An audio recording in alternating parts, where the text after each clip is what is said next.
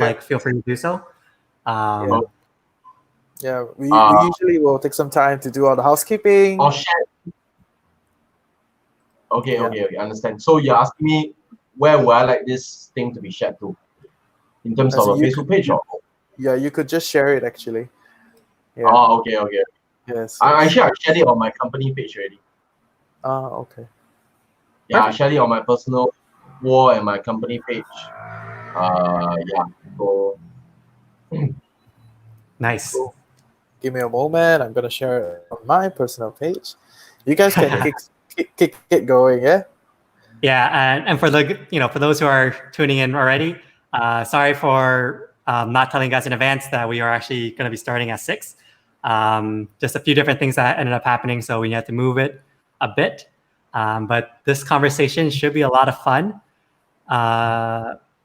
So I guess before we really dig into everything that we want to talk about, Japhet, if you don't mind kind of introducing yourself, what you've done in the past, what are you doing now, and I guess and then we'll kind of go from there then.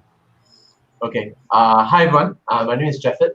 I'm Singaporean. So basically my background is a mixture of different professions, but all of them are knowledge-based. So what do I mean by that? I'm a blockchain consultant. So I help companies implement blockchain technology. Okay, they call Jigsaw Capital. So these companies implement blockchain technology. My job is to advise them on whether blockchain technology is suitable, whether it is even needed, whether it is essential for their company, whether it's gonna help them in their bottom line. Okay, so that's my first profession with blockchain technology. My second profession is as a trainer. So I train for Fintech Academy of Singapore. I train for my own academy called Rubik's Academy. And then at the same time, I've also got a few certifications in crypto. All right, from Ivan Tech Academy, from London School of Economics, from Blockchain Council. So these are the few certifications I received. For those of you in the space, you'll know that there's no formal institution giving out a formal cert for blockchain because it's still very new. So these are my two professions. All right. Personally, I also serve as a advisor to a lot of my friends and families when it comes to crypto, because they know me as a factual, straight up guy. So whenever their friends, their families, their colleagues want to sort of introduce to them a crypto investment opportunity, I will sort of break it down for them. I don't discourage them. I just ask them some very realistic questions. So from there, they will know whether this particular coin they are invest is it going to work or not, right? Because I have seen so many ICOs, STOs, security token offerings, initial coin offerings, that at this point, I can safely say that I've seen about 70%. I wouldn't say I've seen them all because I don't know what's going to be in the future. 70%. So they come to me for some advice as well. So that's what I do in a nutshell. Cool. So yeah, I think there are a lot of things going on in what you're trying to do, but there are a lot of our audience that may not understand crypto, or just know Bitcoin, just here a little bit there. They don't understand what it is. So maybe you can share with us a little bit like what is crypto, and specifically what is the difference between crypto and blockchain? Right? Yeah. Okay. So now, blockchain, crypto, these are buzzwords of the year, right? If there was an Oscars for buzzwords, crypto would definitely get the first. Okay, so now, but I want to remind everyone that everything is done, almost everything is done from a marketing point of view. So don't buy into the buzz, right? Understand what it really is. Okay, so let me talk about blockchain first, because I think talking about blockchain first, then talking about crypto will make it easier to understand. Blockchain is also known as DLT, Distributed Ledger Technology. So traditionally, when we have a company and over time we accumulate data in this company, what happens is that the data has to be stored somewhere. And traditionally, it's stored in what we call a central server. And then, of course, you hear of this other buzzword called firewall. So a firewall is basically a set of anti-hack softwares and codings designed to protect the central server from being robbed of its data. Okay? Now, the only difference that blockchain brings to the table is this. It basically allows that same piece of data to be duplicated to different nodes, NODES. Each node, NOD, will hold a complete set of the data, and they will become verifiers of this data. So from here, you may have heard of the word Bitcoin mining. So of course, the word mining is used because it's more layman and everybody understands mining, right? But actually, what these miners are doing, these individual computer units, what they are doing is basically they are serving as accountants for the blockchain. So each of these miners or computers, they hold a complete set of the data, and they are constantly verifying new transactions that occur on the data. Now, another word for data is ledger. So a complete ledger of all the transactions. Okay. So in other words, blockchain is just a new way to store data. Previously, there were two ways. The first way was storing everything in a central server. That's like keeping all your gold bars in a single box. One key, one door. If that door is cracked open, like Money Heist, for those of you who watch Money Heist, okay, that's it. All your gold bars are gone. That's it, okay? Then the second way is decentralized server. Now, what I mean is that you're putting the gold bars into different vaults. You are diversifying your risk. But each vault is still governed by one key. So if you gain access to the vault, you still get to win the gold bars, get the gold bars. Now, for distributed ledger technology, it works a bit differently. The difference is that now we cannot imagine it in terms of vault and gold, because there is no one key. There is no one key that can unlock everything. All right. In distributed ledger technology, what happens is that the ledger is given to different nodes. Each node for the Bitcoin blockchain, okay, in the case of the Bitcoin blockchain, each node is one computer unit. That small little thing that makes a lot of sound that proclaims to mine Bitcoin. If you have seen those, yeah, that thing there is about this size. It's literally this size, okay? So if you've seen that, that's a miner, all right? Now, each of these machines, they don't hold Bitcoin. So it's not like, you cannot imagine in the same way as a gold vault. It's not the same. Now, what they do is that they validate and verify the transactions that are coming in. So what are transactions, right? In the case of the Bitcoin blockchain, I have to keep saying this because there are different types of blockchains, okay?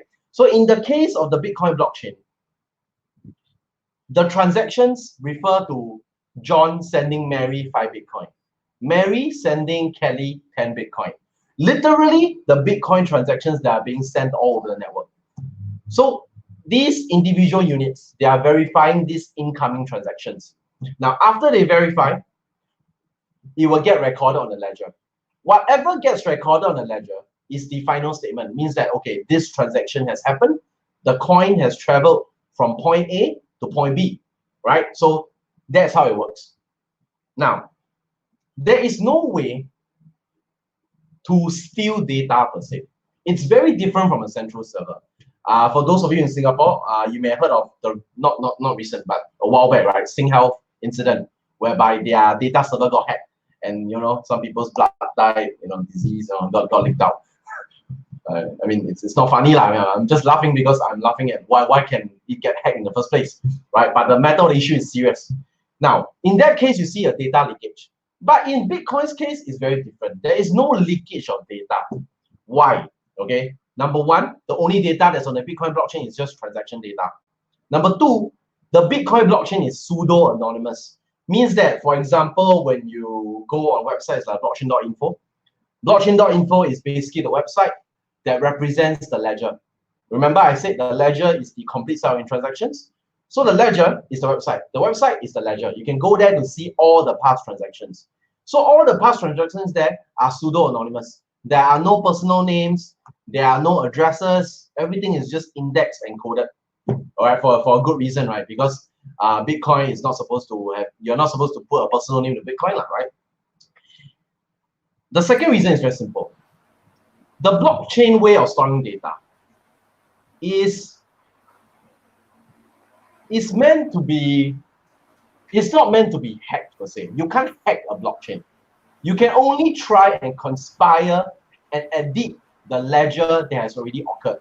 But you cannot hack into a blockchain. So a lot of people out there, they get this misconception. They think blockchain is some kind of a superior firewall technology. It's not. Okay. There's nothing, there is nothing IT, or it's not a secret IT weapon that you put on the table. No, it's not. Okay. It's just the only difference between blockchain and a central server is that a central server will ask the question of, come now, bro, try and hack me, you see whether you can get away with it, lah. You try to get past my defenses. A blockchain doesn't ask that question. A blockchain asks a different question. The blockchain will ask this: you can try to hack, you can try to conspire to change the data on the ledger, but how much resources do you need, and how long can you change the ledger for? Will you even get back your initial investment by changing a ledger? So what does that mean? Okay, that means that for recorded transactions on the Bitcoin ledger, there is a way to rewind and change them. But to do that, you need to own at least 51% of the total processing power in the entire Bitcoin network. So remember, I said those small units called Bitcoin miners. Okay, each of those units has a specific processing power.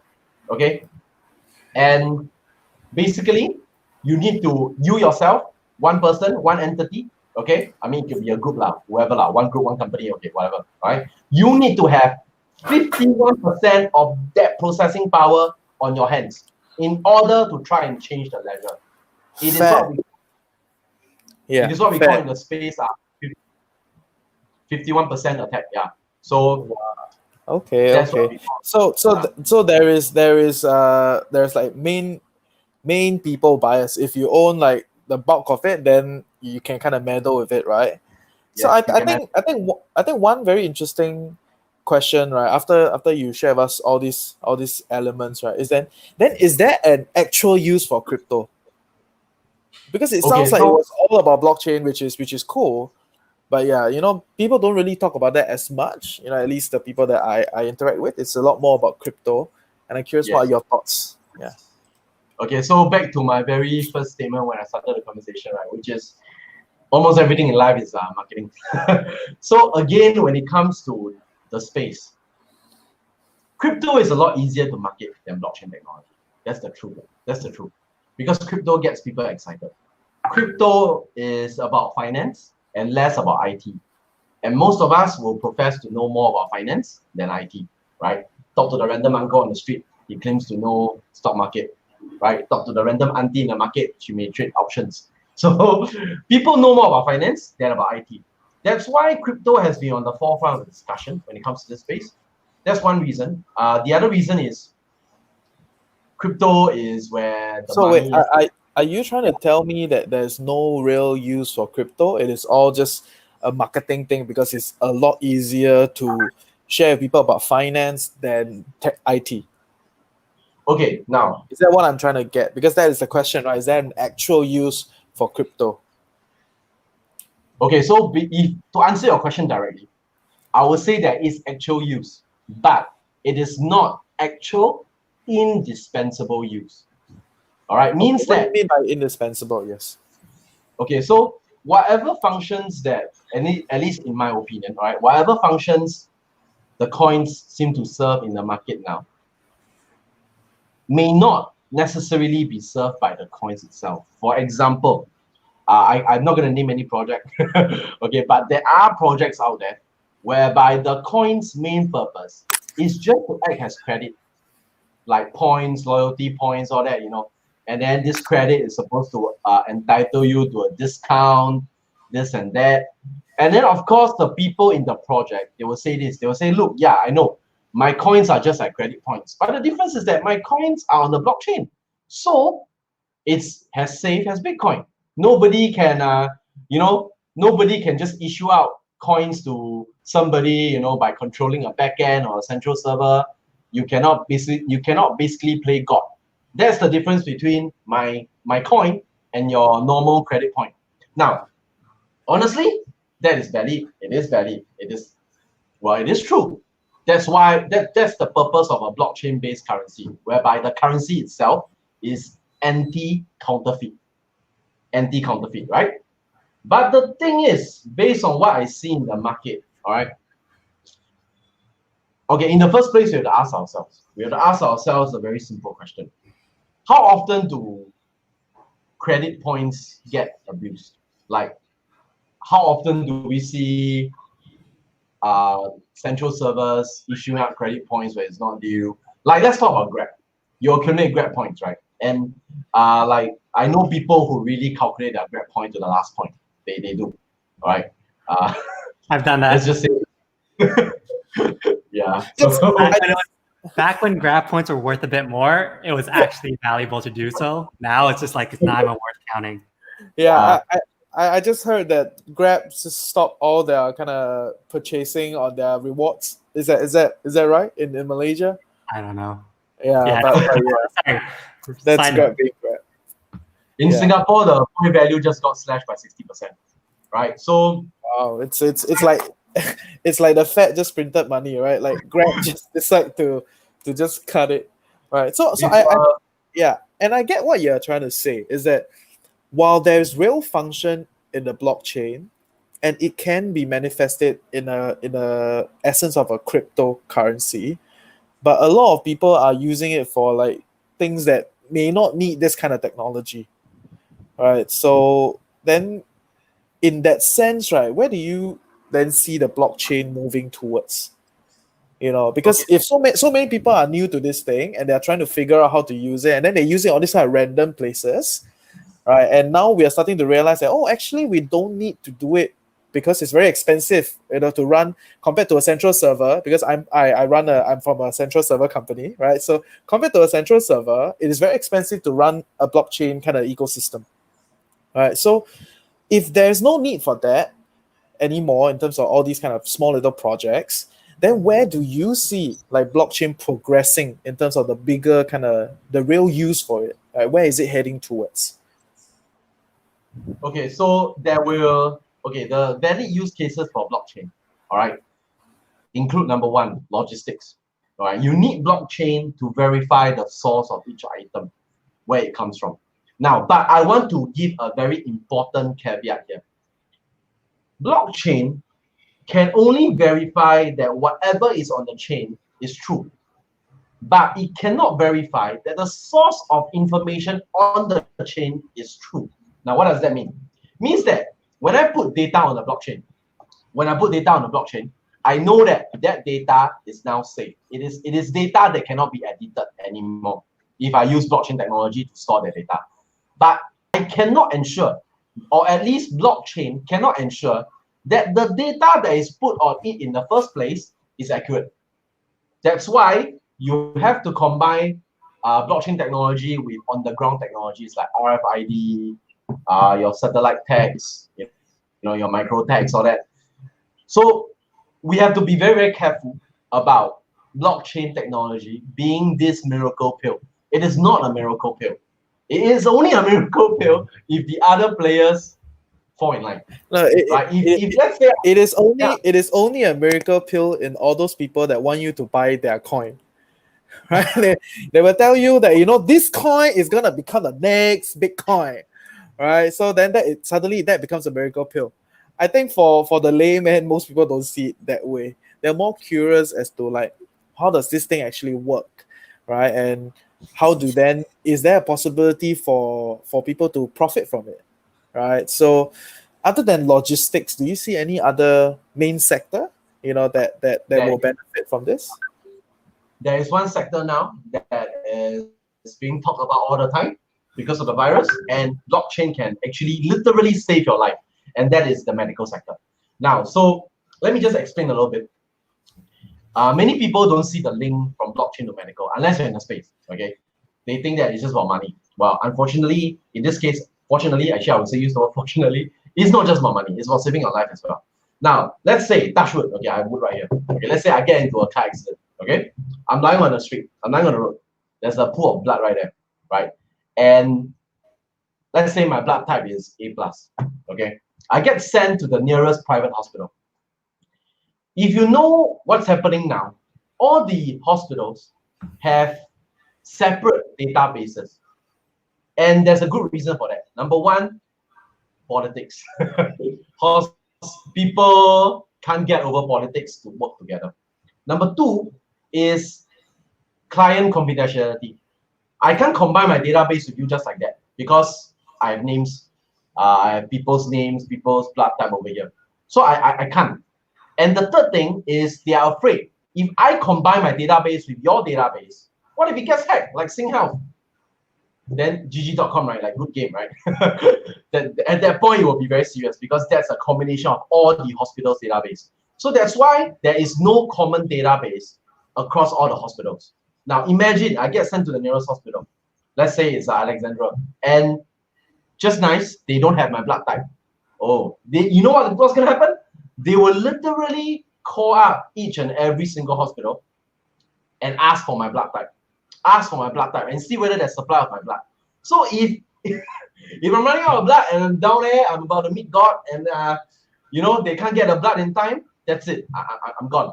But if all the hospitals have a common database and it is governed by blockchain, so they feel safe and there is pseudo anonymity, I can get my blood just like that. Do a search, A+, where's the nearest hospital, how much blood, how long to get here, what condition the blood is in, straight away. You get all that. So all the hospitals and all the people that need to go see your hospital will benefit from this. So this is one of the things in blockchain that can really benefit people if it is adopted and endorsed in the medical sector. Just so I'm clear there, does that mean that all hospitals would ideally be on one decentralized blockchain where all like medical records or all like inventory stored in one location? Or is this like, are you saying every single hospital should still keep their own database, but then actually share certain types of information that would be more beneficial to be shared, and you know, they might not have any political gains to lose from that? Okay, it's the latter. Means that they only share selected pieces of information. They don't have to put everything they have on a third-party platform. There has to be a third-party platform that will combine all this data. You have to have a container for the data, right? It could be an API, it could be an app, whatever it is, right? So there has to be a third-party platform, but it is definitely selected pieces of information. For example, I could update on live how many packets of A+ blood I have. I don't have to tell you whose blood this belongs to. I don't have to tell you, yeah, what, you know? I right, okay. selected pieces of information. Yeah. So actually, before we actually came on live, you also said that there's only really one crypto that you believe will survive long term, right? And can you kind of rehash that conversation? Okay, so now of course we see that there are thousands, 10,000s, 20,000s of coins out there, right? Now the reason for me is, like I told Reggie just now, the progress into the future is, I feel, at least I feel, right, it will be more for blockchain technology than crypto. For a very simple reason, is because a lot of these coins, they have extrinsic value, which is, yeah, the value of the coin itself, but lack intrinsic value. Whereas for Bitcoin, its intrinsic value is its extrinsic value. Why? Because Bitcoin, at least by my projection, it should become what I call a safe haven asset. As of now, it's not, right? Because when the stock markets fall, it's also crashing. There is no significant correlation between stock prices and Bitcoin, or even the USD and Bitcoin. So it is not really a safe haven asset as of now, but I believe it will be. So because of the fact that it has both extrinsic and intrinsic value, because the value of its intrinsic value and its extrinsic value is the same, I think that Bitcoin is the one coin that will survive in the future, whereas the other coins, bleak lah, right? I wouldn't say for sure that not. I mean, we can never be too certain. Yeah, but Yeah. bleak. So yeah, you're indirectly trying to say that all the people that are buying all the other coins, they should like get out ASAP, or it's like there is no future for all those other stuff. Okay, so again, that's a sweeping statement that I'm not going to make, all right? Because honestly, I mean, if you have bought into the coin early enough, and because of certain market mechanisms, the coin is now up, right? The price is good, you're in the green, it's positive. I mean, you could purely stay in the coin because of speculative gain. Why not? If it's money to be made, it's money to be made. Doesn't matter which form, right? As long as it's legal. So if you're staying in it for speculative gain and you have your own set of analysis to say that, look, this coin is going to go up, all right, whether maybe because you know the market maker or you know the project founder, whatever it is, okay, as long as that reason doesn't hinge solely on the fact that you think, oh, this coin's intrinsic value is great, therefore it's going to work out. As long as your line of reasoning for keeping that coin is not just this, I think you don't necessarily have to get out. But if you're just in it because you think that the coin, is going to work out because of its function, then you may want to reconsider. That's my stand, right? That's my stand. Yeah. Nice. Cool. Yeah. So this is the big one I'm interested in. So question is here, like, who or what will blockchain displace in the future? Right? Wait, Because wait. so Before that, since we're on the train of thought of the discussion when the value of the coin, right? So I just kind of want to ask your thoughts, because you said a little bit about Bitcoin. You say so much blockchain. I keep blockchain. But anyway, yes, that Bitcoin is like a safe haven asset, right? So you are comparing it with gold, right? So what do you think it will take for Bitcoin to become that safe haven asset and actually have the kind of capacity to be compared with gold? Okay, very, very good question, right? I cannot give you a timing because if I could, I'd be rich, man. But I won't give you a timing because I can't, right? But what I will say is this: the road for Bitcoin to become a safe haven asset is not different or very much different from how the rest of the assets became safe haven assets, right? So what I mean by that, for example, the way gold became a safe haven asset, okay, is because back then a lot of currencies were pegged to gold until 1971 at the Bretton Woods conference where the gold standard was finally taken off. But it had that history of currencies being pegged to gold. So that's why gold became recognized as a safe haven asset. Now, for Bitcoin to become recognized as a safe haven asset, one of the crucial ways is for a lot of the existing digital currencies to be pegged against Bitcoin as well. For example, there may come a day, there may, okay, where maybe your Grab points is pegged against Bitcoin. Okay, there may, all right, there may come a day where like your EAUD, your EUSD, your digital online currencies is pegged against Bitcoin. Now, when that happens, that's the first sign of Bitcoin potentially becoming a safe haven asset. The second thing is, of course, the second criteria, in my opinion, is very simple. Gold became safe haven purely because who doesn't know gold? You ask a 60-year-old and a 16-year-old, they all know what gold is. But how many people know about Bitcoin? The truth is, most of the people who know about Bitcoin, most of the people, is between the ages of 20 to 45. Most of the people, right? But so it's still a far cry from the recognition standard that gold has. So when Bitcoin becomes as well known as gold, that's the second criteria right there for it to become a safe haven asset. Because ultimately, everything in finance is a self-fulfilling prophecy. Things go up because people think it will go up. Things come down because people think it will come down. So it's the same for Bitcoin. If I recognize it as safe haven, enough people think it's safe haven, it becomes safe haven. Fair. So it's like a tulip. Okay, it's like, but yes, fair. Thank you. And yeah, back to Chang's question. Yeah. So I guess just wanted to add on that last thing there. It's like, I totally agree. A lot of the world that we live in is just constructed based off intangibles that we can't actually touch, right? So the idea that, a Singapore dollar is worth what it is, a Malaysian ringgit is worth what it is, a US dollar is worth what it is completely made up by a bunch of people. Some people have enough influence over it and some people don't. And that's kind of what it is, right? Whereas, crypto, I think with blockchain and crypto as a whole, crypto and Bitcoin as a whole is also the same thing of it's just another intangible. And whether or not people decide to believe in it or not will kind of dictate whether it takes off, right?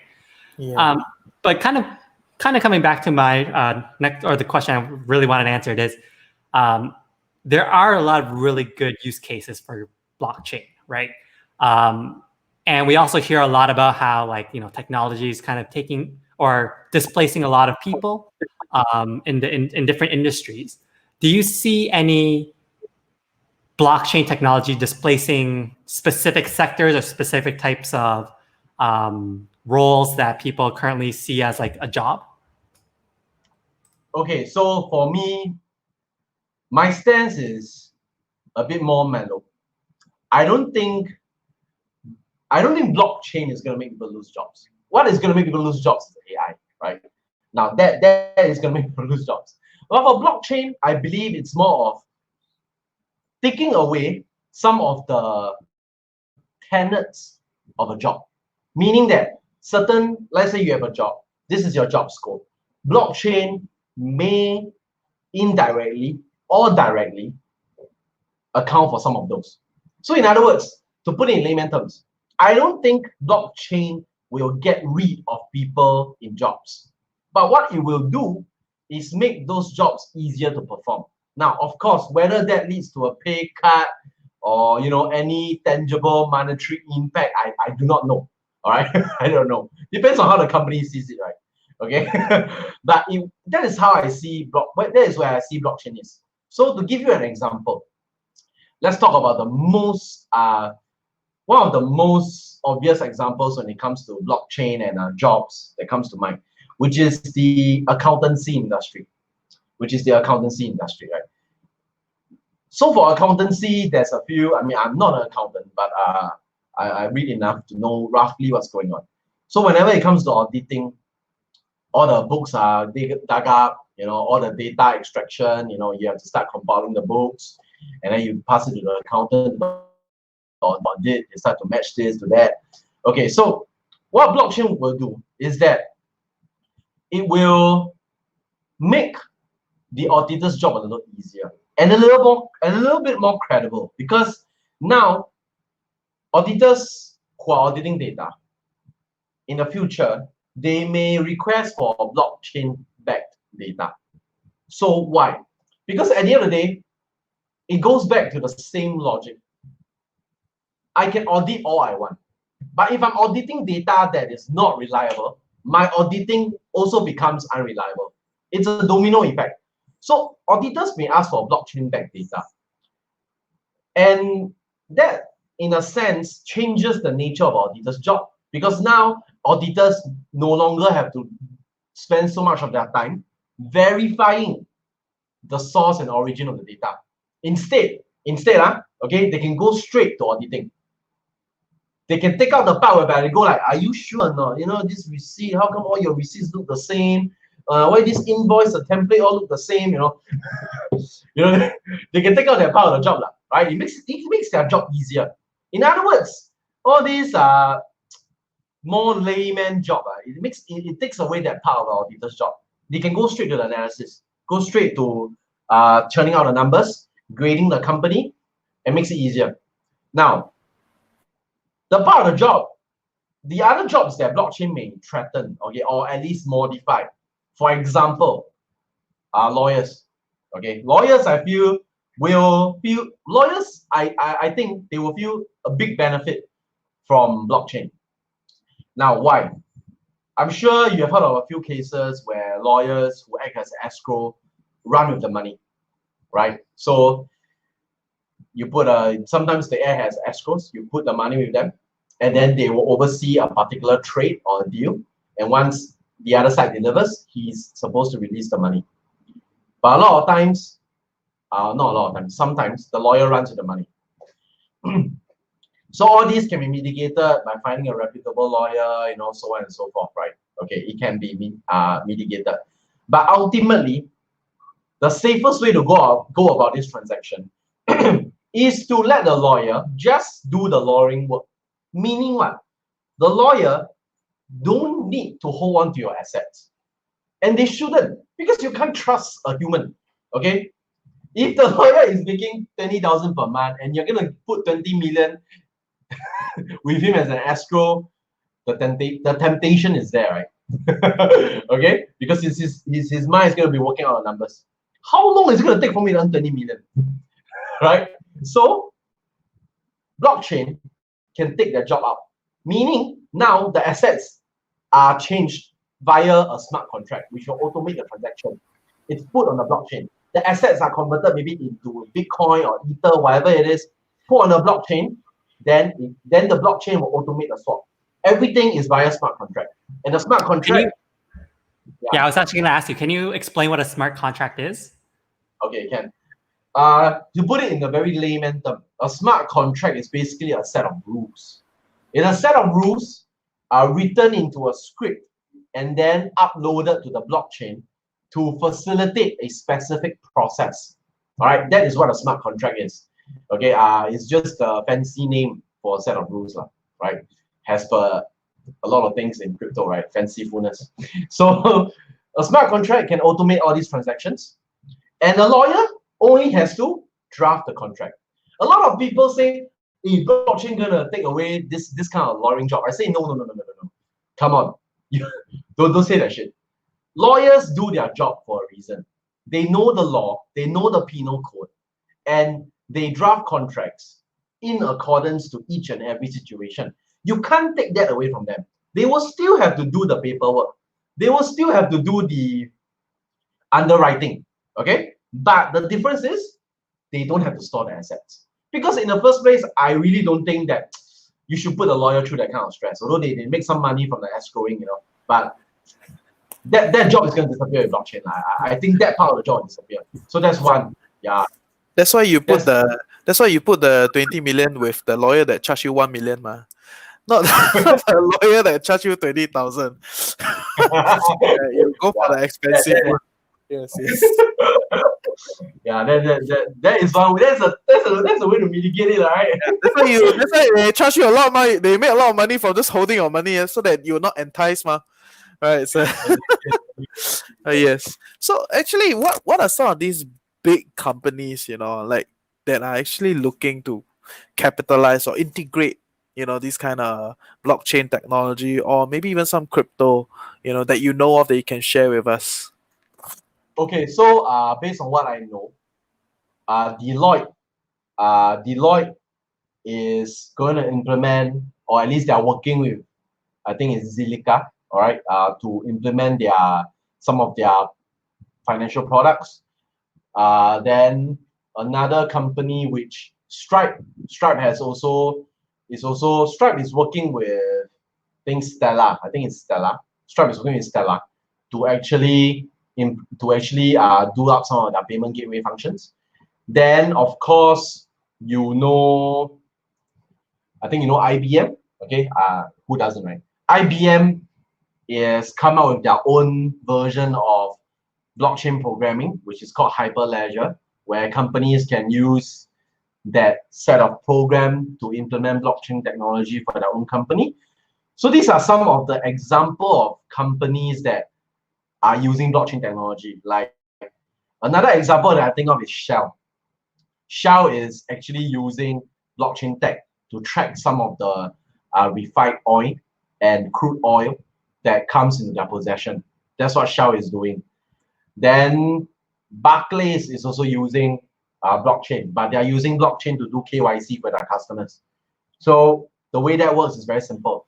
I put the KYC process on blockchain to sort of let the customer know that, look, your data is safe with us because blockchain is almost hack-proof. It's not, your information is not being shared or stored in a central server.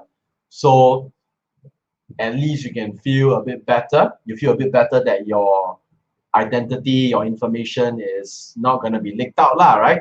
So that's what Barclays is doing for blockchain. So these are some of the examples that are actually implementing blockchain across the board. There are a lot more. You can go to this thing called the Ethereum Enterprise Ethereum Alliance, EEA.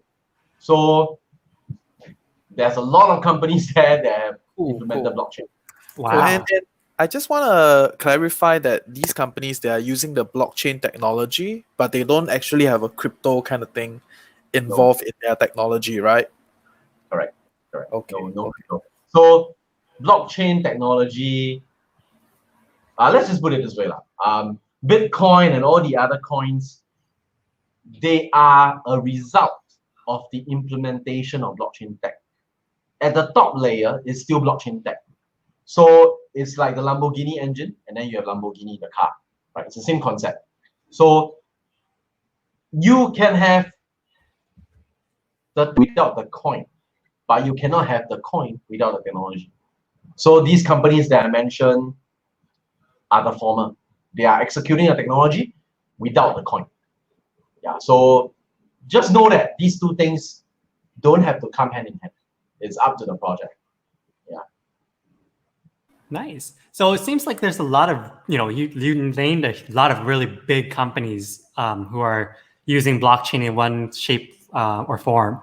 That said, do you think that crypto will ever become like or like popularized among like the retails, among people who don't actually need to use it for business purposes? And if so, like what needs to happen in order for that to happen? Okay, so now what you're asking me is basically when I foresee Bitcoin becoming a retail cryptocurrency. That means you literally can spend it at the cafes, you can buy food and products with Bitcoin. The short answer is that for Singapore and I think for Korea or Japan, that is already happening. There's a cafe, I think it's called Equitas Cafe or Equitas Cafe. I can't pronounce the name. It's Ashton Way in Singapore. They accept Ethereum and Bitcoin as payment. Now, of course, that's just one or two. And I have a feeling that the cafe did it for marketing, right? So if you ask me, when are we going to see widespread adoption of cryptocurrency as a payment currency? I think that will only happen when, so there are certain levels, right? I think at the top level, the institutions have to start adopting cryptocurrency. They can adopt it as part of their portfolio, like some funds have, but not the big funds, the small funds have, okay? Adopting Bitcoin as part of their portfolio. After that, what needs to happen is very simple. After adoption at the institutional level has happened, at the government level, at the governance level, that adoption has to pour over. It means that governments at the governance level, they have to be able to accept and see cryptocurrency as an alternative to their native currency. They have to be able to see the alternative. Now, in every country, there's two things that are the most important: finance, the flow of money, and the military. So what cryptocurrency directly threatens is the flow of cash. Now, how will governments be able to get over this obstacle? How will they be able to get over this mental block of cryptocurrencies being a threat to their own national currency? Honestly, if you ask me, that may only happen when the public sees an obvious failing of their national currency, like what happened to the banana note during World War II when Japan ruled over Singapore, right? If there was Bitcoin back then, people would use Bitcoin, right? Because banana note has failed. Like what is happening to the Venezuelan dollar? People are using Bitcoin because Venezuelan dollar is worth shit. Like what is happening to the Zimbabwe side? You need this stack of money to buy one loaf of bread. Yeah, people use Bitcoin. So an obvious failing of the national currency has to happen for people to start adopting crypto, right? That's the second criteria. The third criteria is very simple. It has to be easy to use crypto. It has to be easy. It has to be seamless, like PayWave, like one tap, that's it. I have just paid. Okay. And number 4 is this: it has to make sense to use crypto. The reason why, like, even though people can but they don't use Bitcoin to buy a cup of coffee, is because the spread is ridiculous. But if you're paying $350 USD for a cup of coffee and you decided to use Bitcoin to pay, you may jolly well be paying $4 because of the spread, because of the conversion back and forth. So for us to overcome that, there has to be widespread adoption. There has to be so many exchanges, so many aggregators, so many liquidity providers that the spread and the FX charges are reduced to a minimum. Then it will make sense to use crypto. It has to at least make sense, right? If I take out my calculator and start calculating, like, I'm actually paying $4 for this bloody cup of coffee. Then people are right? Yes, and number yes. 5 is volatility. For any currency to become a retail currency, your value cannot up and down too much. Can you imagine the Sing dollar being 1.6 against USD tomorrow? Or sorry, USD being a Sing dollar 1.6, and then yesterday is 1.2. It's not going to work out, right? Because you don't have your imported inflation and your domestic inflation is going to go all over the roof. It's just going to go crazy. So you cannot use that currency. So these 4 things have to be in place. Number 1, adoption at the institutional level. Number 2, governance overlooking this threat to the flow of funds. Number 3, at the retail level, it has to be accessible. Number 4, it has to make sense. It has to make sense for you to use crypto. Once these 4 things are done, okay, then probably when I go to the food court, I will buy using crypto. Buy my chicken rice with Bitcoin. Fair. Yeah, I actually agree with the pointers. And when I think about it, right, the market is just too crazy. Like the prices as they're moving, in terms of like the coin, the prices are just up and down, It's like pretty nuts, right? So at this current price point, do you think the Bitcoin will continue to rise to like beyond where it was, or do you see it like stabilizing, and just trying to find its equilibrium and stop being speculative? Okay, Yeah, so sorry, just wanted to add there. So the main tide I put here is Bitcoin going back to 20,000, right? So I think we do need to answer that sometime. okay, so my personal view on what's going to happen to Bitcoin, right? In terms of pricing. Okay, so honestly, before we go back to 20,000, we might have to see 3,000 first, or even lower. I'm gonna just take a bet here and say I feel that it's gonna crash to about 2K or even 1.8 before we see that 20K climb. Because as of now, it is not a safe haven asset. It is still considered a risk-backed asset. And with what's happening in the stock markets, you don't see it directly being reflected in the Bitcoin market yet because there's a bit of a delayed reaction. So that's why you don't see the drop yet for Bitcoin, but it's gonna come. It's gonna go below 3K. That is what I think. Because when, let's say I'm a trader, right? Let's just take a typical trader. Most traders now, they have a basket of items. If my stocks are failing, it's going down, I doubt I will hold on to my Bitcoin, honestly. So my personal view for pricing is that it's going to see 1.8.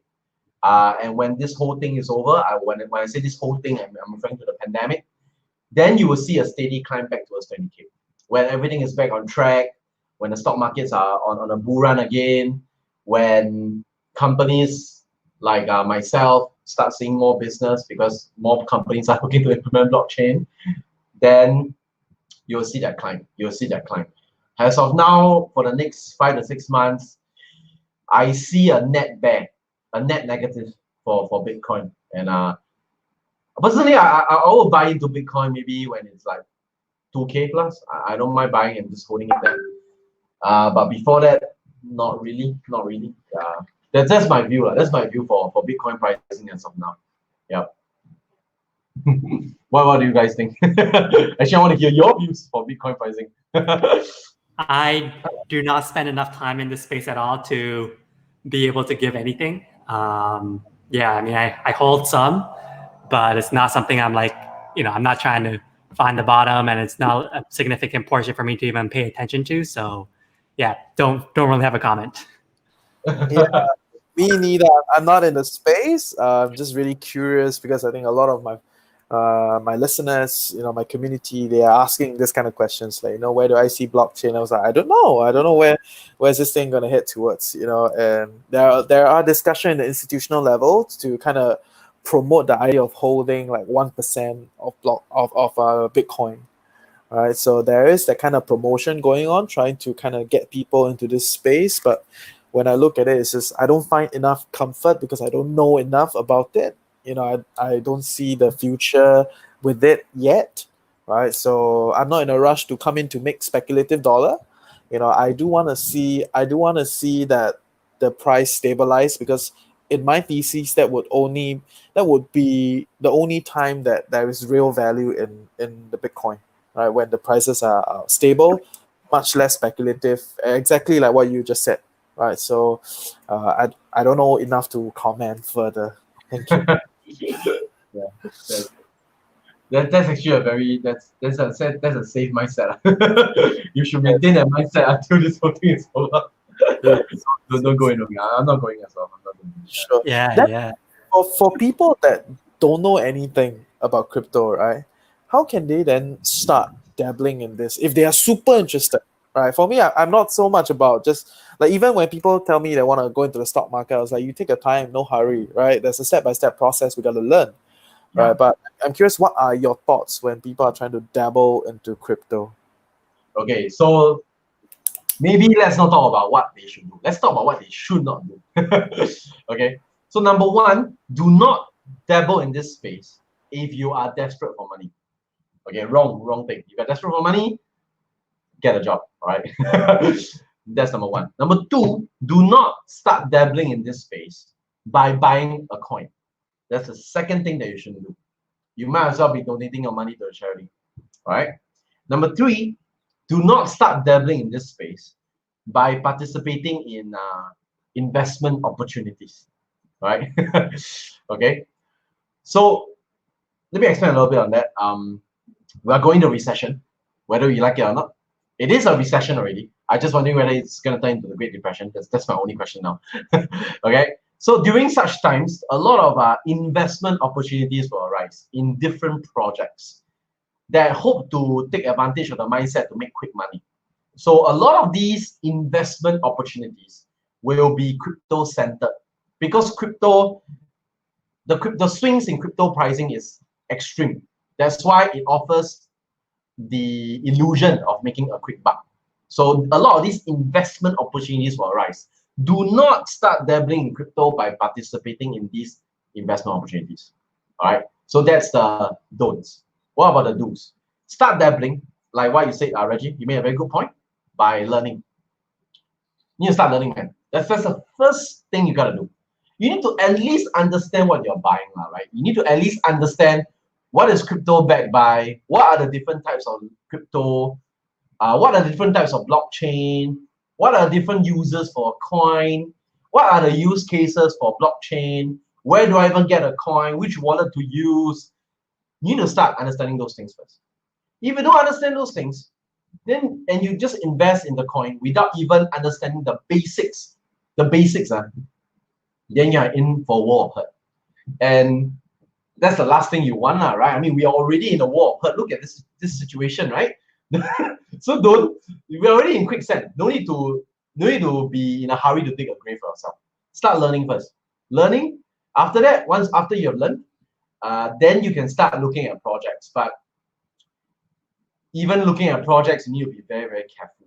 Very, very careful. I'm not going to name any projects here, but just be aware that before you invest in a project, do your research. Do your research. Don't do it just because your friend asks you to do it. Sometimes it's a case of the blind leading the blind. All right, so not good, not very good. I've seen too much. Right? You've seen a whole herd just head off into the dream. So so don't have that herd mentality. So do your research and education first. That's my advice. That's my really heartfelt advice. Yeah, it's not a anticlimactic answer. It is an anticlimactic answer. It is a cliche answer. Okay? It is a politically correct answer, but that doesn't make it any less true. It is an answer of the utmost truth. You have to start learning first. There are so many avenues out there. When I first started in this space 3 years back, I had such a hard time trying to filter what is right, what is wrong, what is nonsense, what is not nonsense. Because at that point of time, as you know, blockchain is so new. Crypto is so new. There is no one avenue or one official source to learn it from. So I had to cross-refer. I had to cross-compare. But now there are so many official avenues. Go and learn them. Pay a bit of money, right? When you invest in education, that's the only money you know it's not going to be wasted. Because whether you learn the right stuff or the bad stuff, you're learning something, right? That's a good one. What to do? Sometimes you learn what not to do, depending on the trainer, right? So at least your money is not wasted, right? So yeah. That's a good one. That's a good one. Yeah. And I just realized that the sun has set. Yeah, it is. You look a little dark on your side, but it's okay. I think you've shared a lot. Chung, is there any other thing you want to ask? Anything you want to find out? No, I just wanted to acknowledge a few people who've actually left some comments. So at the beginning, Adrian Tan actually mentioned hi. Sorry, Adrian, we kind of dug right in, so we never actually had a chance to say hi back. So hello. And Kevin here actually had a question about or I don't know if it's a question or a comment, but how do you actually sell it in Singapore? So are there any official channels in Singapore that allow to buy or sell crypto?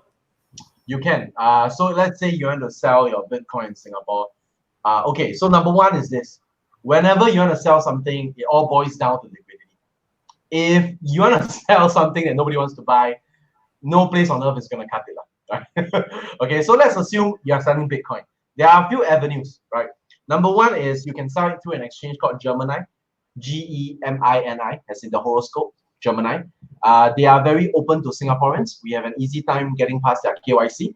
You can sell it on Binance. Singaporeans also have an easy time getting past their KYC. So these are the two major exchanges you can sell it on for small amounts of Bitcoin. If you are selling a huge amount, then you may have to do it through a private sale. So you have to sell it OTC, means that you sell it to someone you know, then they just buy it, just transfer the coins over. So you don't sell it through an exchange. You find your own buyer. But if it's a small amount, small meaning less than 100K, less than 50K, you can sell in an exchange. No problems at all. The money, you link the Gemini account to your DBS, your OCBC account, the money gets sent over in like 2 days, 2 working days. Fast, quick, and easy. Nice. Yeah, okay. In Singapore, we have the advantage of access, right? We get past KYC pretty easily. So that's the perk. If you are in Singapore, you are holding on to Singaporean citizenship, it's very easy to sell Bitcoin here. Very, very easy. Yeah. Awesome. So yeah, we just hit the hour mark, and so I'm very, very cognizant of everyone's time, and especially yours, Jaspreet. Thanks so much for taking so much time out of your day and sharing so much of your knowledge. We can definitely see that you're super excited about this conversation. So yeah, keep sharing this information. And for those people who are watching, we've already left a comment in the description where you can find more information if you want to connect with Jaspreet, or if you want to learn more more about crypto as a whole. And tomorrow we actually are going to have a conversation, or we're going back to, I guess, the other things that people like to talk about from an investment perspective. And it'll be around stocks and all that again. So we do hope to see you here tomorrow, 5 p.m. as usual. All right. Until then, All right. take care. Take care. Take care. Thank you.